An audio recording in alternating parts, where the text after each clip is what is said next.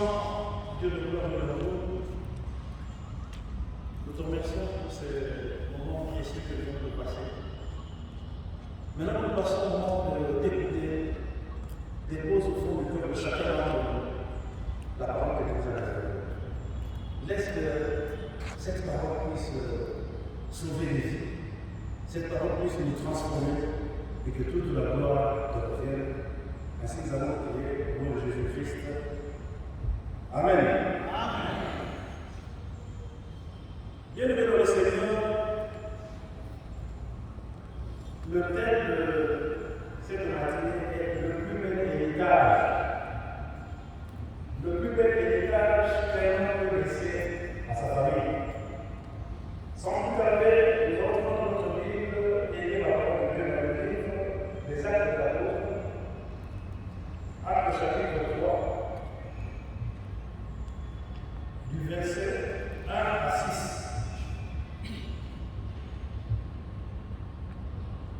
Acte des apôtres. Alors de la prière, c'était la même période. Il y avait un homme boiteux de naissance qu'on portait et qu'on plaçait tous les jours à la porte du temple appelé la Belle, pour lui demander le nom à ceux qui entraient dans le temple. Ce temps, voyant Pierre et Jean qui allaient y entrer, leur demanda le nom. Pierre, de même que Jean, fixa les yeux sur lui et dit: Regarde-nous. Il le regarde. Laisse qu'elle puisse pénétrer mon cœur et le transformer. Merci Seigneur. Pierre et Jean montaient ensemble au temple à l'heure de la prière. C'était la 9e heure. Alors, il y avait un homme boiteux. Bien avant dans le Seigneur, nous savons qu'un homme boiteux, surtout à l'époque, c'était des nécessiteux. Des gens qui n'avaient rien, qui ne faisaient rien. Sa seule activité, c'était qu'on le plaça, qu'on le transporta et qu'on le place à la porte du temple pour faire le monde. Pierre et Jean qui allaient y entrer leur demandaient le monde. Lorsqu'il vit Pierre et Jean, il se dit que peut-être que je dois avoir quelque chose. Peut-être que ces gens peuvent me bénir. Peut-être que ces gens peuvent me donner de l'argent. Alors, Pierre et Jean n'avaient pas d'argent à lui donner. Lui n'avait pas besoin d'autre chose que de l'argent. Il voulait avoir de l'argent. C'était son travail depuis plus de 40 ans. Chaque matin, quand il se levait, on le transportait et on l'emmenait à la porte du temple. Pierre et Jean n'avaient pas d'argent à lui donner. Mais ils avaient autre chose à lui donner. Beaucoup d'entre nous, nous imaginons que nous n'avons rien à donner à notre progéniture. Et d'ailleurs, lorsque nous lisons ce passage, nous passons directement au miracle qui a été accompli. Aujourd'hui, tout comme nous sommes à la course de la réussite, à la course de l'argent, tout le monde veut avoir plus d'argent. Tout le monde veut avoir une grande maison. Et d'ailleurs, la faute est à nous les prédicateurs, parce que dans nos églises aujourd'hui, on nous enseigne comment avoir de l'argent. Dans nos églises aujourd'hui, on nous enseigne la course à être le premier et non le dernier. Or, il n'y a pas que l'argent. Alors, aujourd'hui, tout le monde veut avoir un bel héritage pour ses enfants. Je me rappelle à l'époque où j'étais à la Banque centrale, il y a une dame qui me disait: Cléo, tu vois tel que je suis là, j'ai 10 enfants. Et tel que tu vois avec mes 10 enfants, chaque enfant a déjà une maison. Et la dame était enceinte. Elle me dit: tu vois tel que je suis enceinte là, j'ai déjà acheté encore une maison pour celui qui est dans le ventre, je suis en train de construire. Amen. C'est ça l'héritage de l'homme aujourd'hui. L'homme vise à avoir beaucoup de maisons, vise à avoir beaucoup d'argent. Et quelquefois, nous abandonnons l'essentiel. Tout parent est fier. Tout parent est fier lorsqu'il a arrangé à venir de ses enfants. Tout Tout parent est fier lorsque ses enfants étudient dans les meilleures écoles. J'en connais un autre qui avait ouvert un compte bancaire à chaque enfant, afin que chaque enfant puisse terminer ses études, même s'il n'était plus en vie. Mais les enfants pouvaient terminer leurs études. C'est ça l'homme actuel. C'est ça l'héritage auquel tout le monde court aujourd'hui, en oubliant l'essentiel. Alors, Pierre et Jean n'avaient ni or ni argent, mais ils avaient quelque chose d'important à lui donner. Aujourd'hui, beaucoup d'entre nous n'ont pas eu la chance de laisser une entreprise à leurs enfants, n'ont pas eu la chance de laisser une assurance vie à leur famille. Et beaucoup sont malheureux. Je me rappelle d'un père qui, pendant qu'il était directeur, maintenant il est retraité, il avait fait étudier ses enfants dans les meilleures écoles de la ville. Il sacrifiait sa vie pour les études de ses enfants. C'était cela son objectif. Aujourd'hui, il récolte quand même. Et toi, quel est ton objectif? Quel est ton but de la vie? Pourquoi est-ce que tu travailles? Pourquoi est-ce que tu t'efforces? Si tu devais faire un seul vœu, que serait-il? Laisser des millions à tes enfants? Laisser des voitures, des maisons? Une assurance vie? Chacun d'entre nous a sa réponse. Mais que vous ayez de l'or ou pas, l'héritage le plus grand qu'un homme et le meilleur puisse laisser à sa famille, c'est de lui montrer le chemin. Amen. Le chemin qui mène à la vie, c'est de lui montrer Jésus-Christ, qui est le chemin de la vérité. Bien-aimé, tu as quelque chose d'important à laisser à tes enfants. Et cette chose est la chose la plus importante. Tu as Jésus-Christ dans ta vie. Le partage avec ta famille. Tu as Jésus-Christ dans ta vie. Le partage avec tes voisins, avec tes collègues de service. Aujourd'hui, nous voyons les parents, au lieu d'emmener les enfants à l'église le dimanche, on voit des familles entières aller faire du sport le dimanche matin. C'est choquant. Aujourd'hui, à Kinshasa, nous voyons les artères. Quel est l'héritage que tu réserves à tes enfants?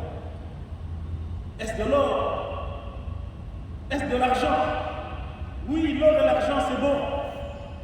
Mais quel est l'héritage le plus important que l'homme peut laisser à sa famille?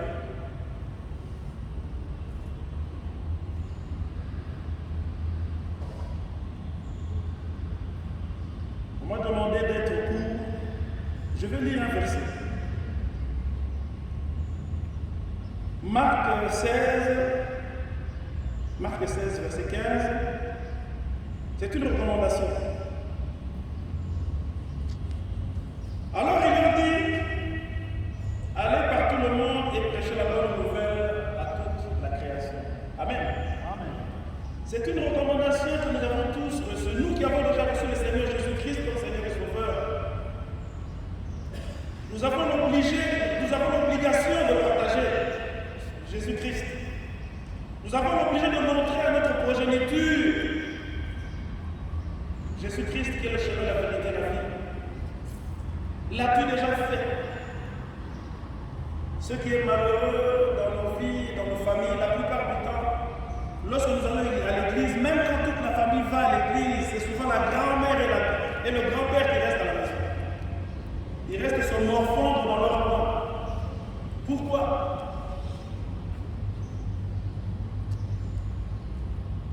As-tu reçu Jésus-Christ comme Seigneur et Sauveur? Et lorsque tu l'as reçu, qu'as-tu fait? L'as-tu partagé? Ou bien tu le gardes pour toi-même?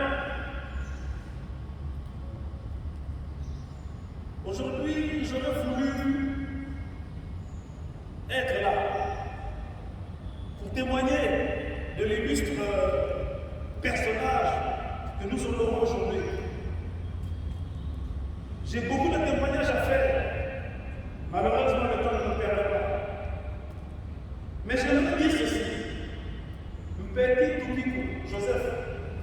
nous appelons affectivement Tukiko pour les intimes, Petit Tichik. Il avait compris cela. Il avait donné sa vie pour l'évangile. Il avait donné son argent pour l'évangile. En voici la preuve. C'est le Nouveau Testament dans sa langue. Ça lui a coûté beaucoup d'argent, de l'argent qu'il aurait pu même construire ou acheter une villa à la Gombe. Il ne l'a pas fait, parce que ce n'était pas sa priorité. Il avait compris le message du Christ, il avait compris quelle était la priorité pour un homme, quel était le plus bel héritage qu'un homme peut laisser à sa famille. Je le remercie infiniment parce qu'aujourd'hui, quand je vois sa famille est chrétienne, son entourage est chrétien. Quand je vais voir la famille, on dit, pasteur, prions d'abord ce qui ne se fait pas dans d'autres familles. Et je le remercie infiniment. Alors, toi, quelle est ta priorité?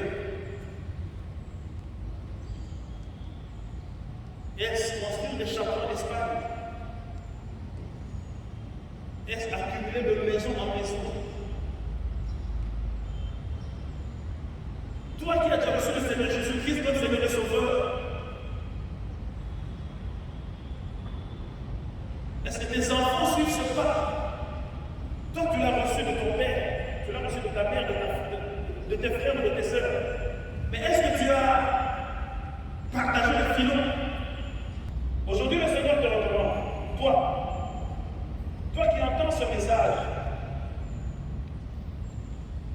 aujourd'hui, le Seigneur te recommande de communiquer la vraie parole, de communiquer, de montrer le chemin de la vie à ta famille. C'est quelquefois choquant de voir une famille chrétienne et il y a toujours une brebis galeuse. Bien aimé, cette brebis galeuse ne devrait pas exister. Faites tout ce qui est en ton pouvoir pour que toute ta famille puisse suivre le chemin de l'évangile, afin que le nom de Jésus-Christ soit glorifié. Aujourd'hui, le Seigneur fait de nous qui entendons cette parole, nous tous qui sommes ici, à partir de ce jour, à partir de ce soir, au sortir de ces lieux, va partout dans le monde, dis à ton voisin que Jésus l'aime.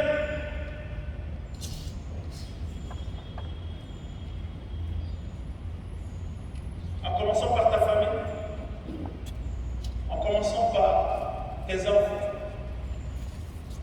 afin que le plus bel héritage qu'un homme puisse donner à sa famille, comme l'a fait le Petit Tichik, lorsque tu puisses le faire à ta famille. Amen. Amen. Que Dieu vous bénisse. Amen.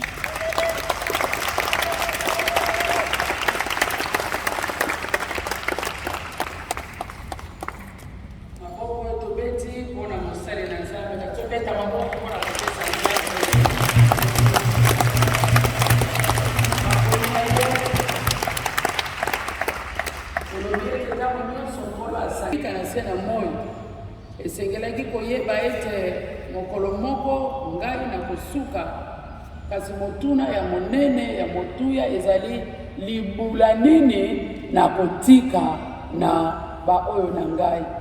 Soki oza tata libula nini na kotika na mwasi na bana, ozali mama libula nini na kotika na mobali na bana, ozali responsable libula nini na kotika na baoyo. Mbala mwa mingi tozo sala makasi po totika bandako, totika mituka, tozwa bilamba, tozwa bozui ebele ya kotika na baoyo bakokitana na biso. Kasi toli na poka ya lelo ete libula ya solo oyo tosengelaki kobunda pe kostika yango ezali baoyo na biso bayeba Nzambe.